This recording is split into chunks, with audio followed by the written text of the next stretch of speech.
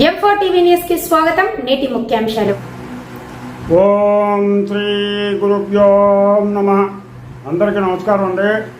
ఈరోజు మనం ఉత్తరాఖండ 96వ భాగం గురించి తెలుసుకుందాం. ముందుగా గణేశుడి ప్రార్థన. శుక్లాంబరధరం విష్ణుం శశివర్ణం చతుర్భుజం ప్రసన్నవదనం ధ్యాయేత్ సర్వవిఘ్నోపశాంతయే. గురుబ్రహ్మా గురుర్విష్ణు గురుర్దేవో మహేశ్వరః గురు సాక్షాత్ పరబ్రహ్మ తస్మై శ్రీ గురవే నమః. శ్రీరామ జయ రామ జయ జయ రామ శ్రీరామ జయ రామ జయ జయ జయ జయ రామ. శ్రీరామ రామ రామేతి రమే రామ మనోరమే సహస్రనామ తత్తుల్యం శ్రీరామనామ వరారణే. హరి ఓం. ఈరోజు మనం ఉత్తరాఖండ 96వ భాగం తెలుసుకుందాం. ఆ రాత్రి అట్లు గడవగా అంత తెల్లవారుగానే రామభూపతి యజ్ఞ ప్రదేశమునకు వెళ్ళి వశిష్ఠుని, వామదేవుని, జాబాలిని, ధీమంతుడైన కాశ్యపుని, విశ్వామిత్రుని, దుర్వాసుని, గర్గుని, చవనుని, పర్వతుని, నారదుని, భార్గవుని, శక్తిని, వామనుని, భరద్వాజముని, గౌతమ మహర్షి, మార్కండేయముని, పులస్తుని, కాత్యాయముని, అగస్త్యముని, అగ్నిపుత్రుడైన సుప్రభువుని, యజ్ఞముని, మౌద్గల్యుని, ఇంకనూ ఇతరులైన మునులను, వానరులను, రాక్షసులను, రాజులను, వైశ్యులను, శూద్రులను అందరినీ చూచుటకే పిలిపించను. అనేక దేశముల నుండి వ్రతము అవలంబించిన వారును, జ్ఞాననిష్ట, కర్మనిష్ట, యోగనిష్ట కలవారును అగు బ్రాహ్మణ శ్రేష్ఠులను సీతాసపదము చూడవచ్చరి. అట్లు వచ్చిన వారందరూ మిక్కిలి ఉత్కంఠతో పర్వతం వలె కదలకుండరే. అట్లు జనరల్ రోమోగిన జారు తెలిసి మైథిలితో కూడి వాల్మీకి మహర్షి వచ్చెను.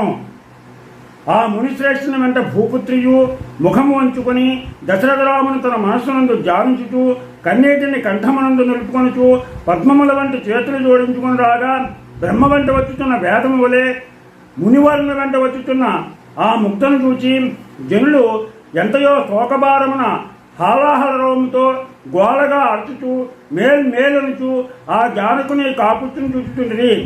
బాపురే రామ అనియు, బాపు భనీ సీత అనియు జనులు పలుకుచుండా చూపరులు ఇంతెంతందాన్ని దుఃఖముచే తప్పించుచు బాపురే అని ఆ ఇద్దరిని మెచ్చుకొండ్రి. భూతనేతో కూడి వచ్చి ఆ వల్మీకమునందు పుట్టిన పుణ్యమోని ప్రజల మధ్యలో నిలిచి ఎల్లరినూ వినుచుండా రాఘవును చూచి బిగ్గరగా ఇట్లు పలికెను. ఓ రాఘవ వినుము. రామ జానకి సువ్రతాత్మ శుభధర్మ చరిత్ర నీవేమో లోకనంద మాటలకే ఈ సాధ్వీమణిని నా ఆశ్రమ సమీపమునందు విడిచితివి. ఈ భూపుత్రి లోకోపవాదముచే భీతులకు నిన్ను నమ్మునట్లు అందరినూ చూచుచుండా శబ్దము చేయగలదు. అనుమతి ఇమ్ము.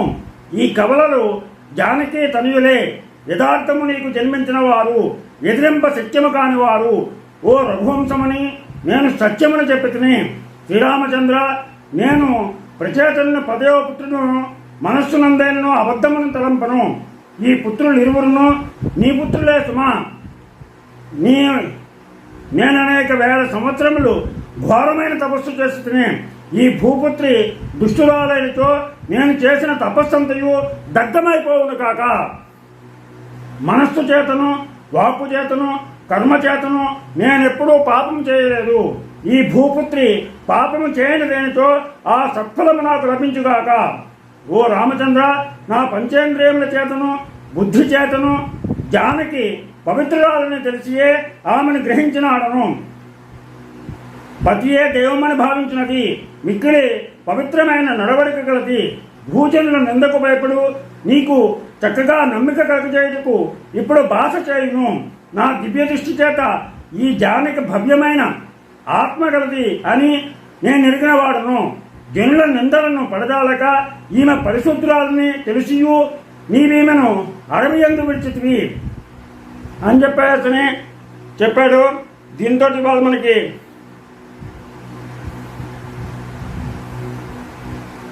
ఈమె యొక్క పాతివత్య మహిమను లోకానికి స్థాపించడానికే వాల్మీకి శ్రీమద్ రామాయణాన్ని ఆమె తన ఆశ్రమం కాలంలోనే రచించాడని చెప్పేసి మనకి పెద్దలు తెలియజేస్తారు. అందుకని దీంతో మనకి ఇవాళ 96వ భాగం పూర్తయింది. రేపు 97వ భాగం తెలుసుకుందాం. మీకు అందరికీ కూడా నా ఛానల్ కనుక నచ్చినట్లయితే సబ్స్క్రైబ్ చేయండి, అలాగే లైక్ చేయమని కోరుతూ మీరు ఆపాటి వెంకట ప్రభాకర్ బాబు.